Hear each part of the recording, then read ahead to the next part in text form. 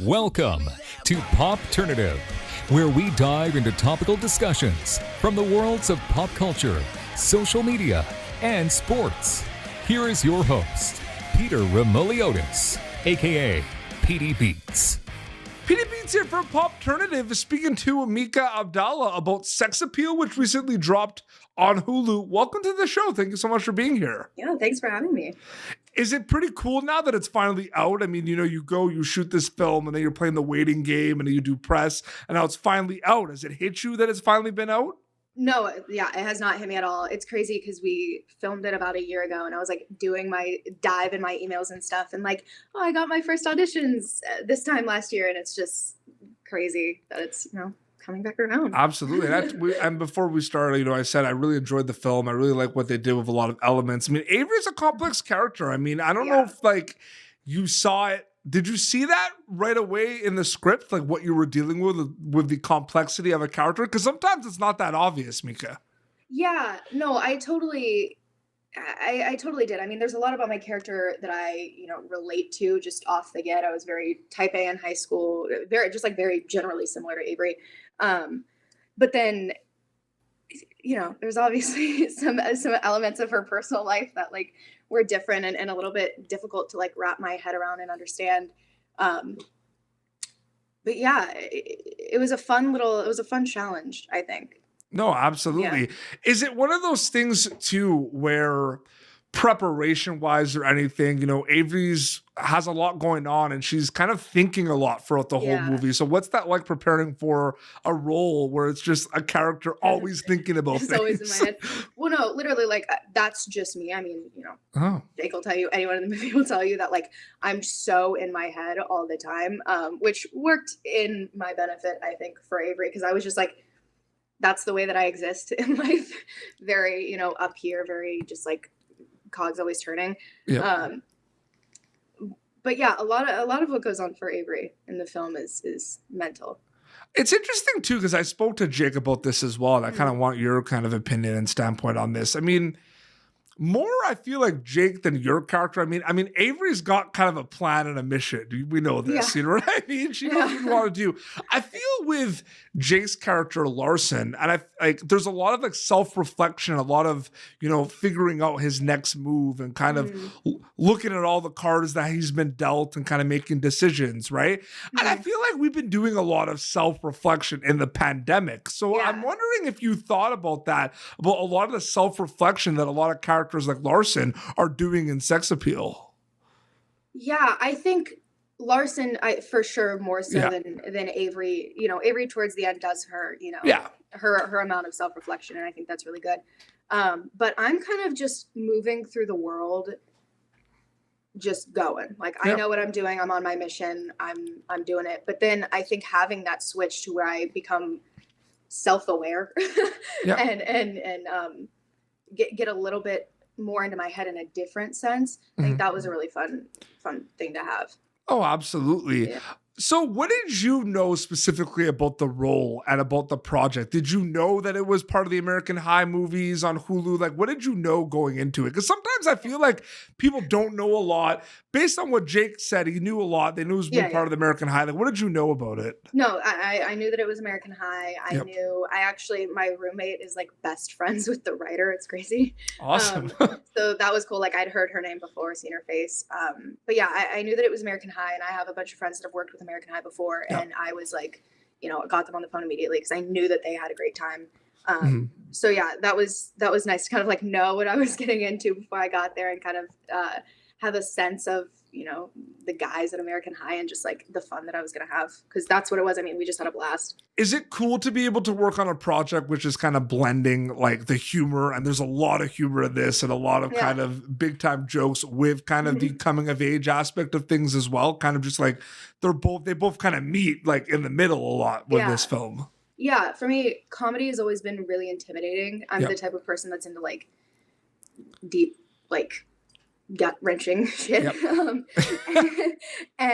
that was, honestly, the more intimidating part, but getting to kind of combine the element of comedy with the subject matter that we were dealing with also just made that easier on me and easier on my mom, because we're dealing with some, risque scenes and Yeah. plot elements. And I think having that nice combination of humor and then like the sex and then also having like a deep, important moral story, just made it, I don't know, like a different type of coming of age teen sex comedy that it was just, it seemed really interesting and like dope and fun.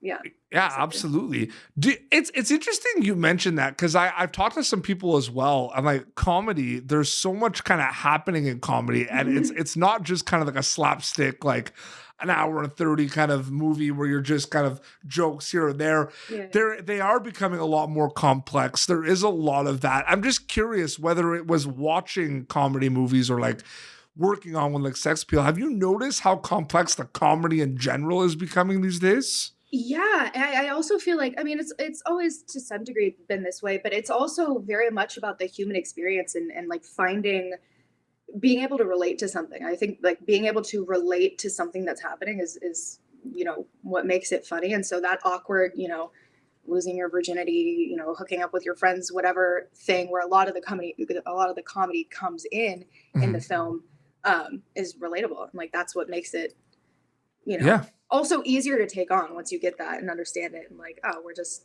talking about something. Oh, absolutely. There's also been some other projects that you've done. Like if you look at, Project MC Squared on Netflix, for you specifically, you obviously go where the opportunities are and everything, but does it kind of just happen, or do you hope that it kind of happens to work on different kind of projects? I feel like it's a little bit of both. I do think that there's something to be said for attracting things to yourself, but it's also like with Sex Appeal, like it kind of just like fell into my lap. Same thing with MC Squared. Like it kind of comes to you, but it also comes to you at a really interesting and like funny and ironic time where it's like, yeah, of course, this is exactly what I want to be doing right now. And it fits right? Like it feels like it's a fit. Right. It's like, which comes first? Am I attracting this thing to me, or like, am I booking this job because like this is the right place and the right time for me to be working on it? You know what I mean? Is your process in terms of when you're kind of reading a script and kind of figuring out the roles a little bit, does it depend on the project, or do you kind of have like some kind of thing that you always do before kind of working on a project? But I feel like it might depend on the project, right? I mean, to a degree, it depends on the project. You know what I mean? Like you're going to approach a half-hour comedy differently than you would, a 2-hour drama. But in terms of just like breaking down the character, I think what I've learned is the most important thing is to like just treat it like a person.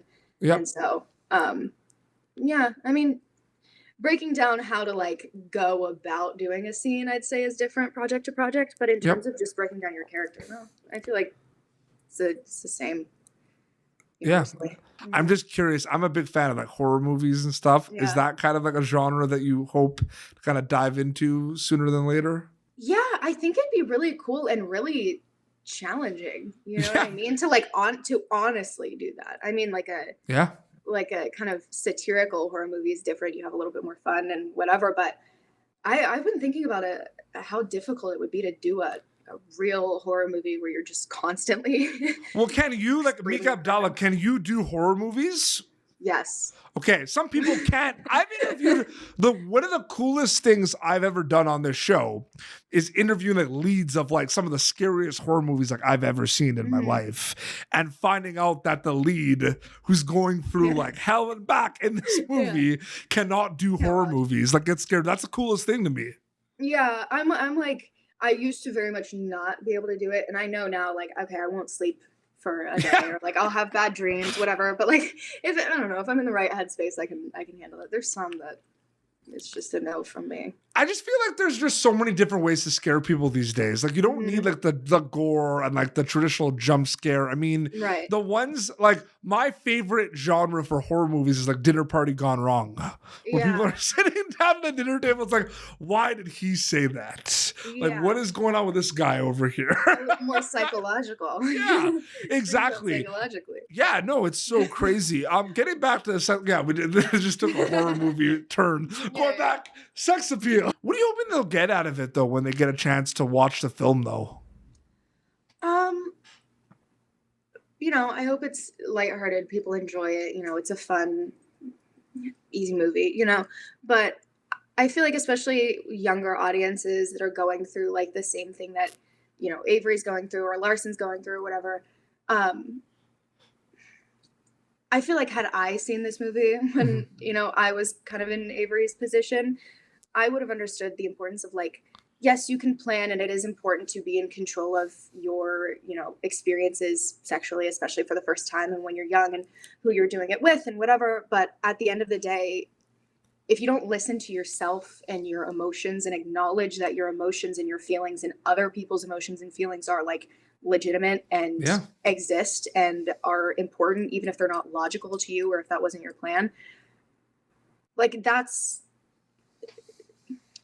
the important part. That's how you're going to enjoy yourself. And that's how you're going to make decisions and feel good about what you're doing and not have as many regrets, I feel like. Yeah, no, 100%. And it's available now on Hulu. And Mika, thank you so much for coming on Pop Turnative and chatting. It was great chatting with you. Yeah, thank you. It was great. Yeah, so it's available now. They can watch it, part of the American High kind of movies. And where can people follow you on social media to keep up to date with everything?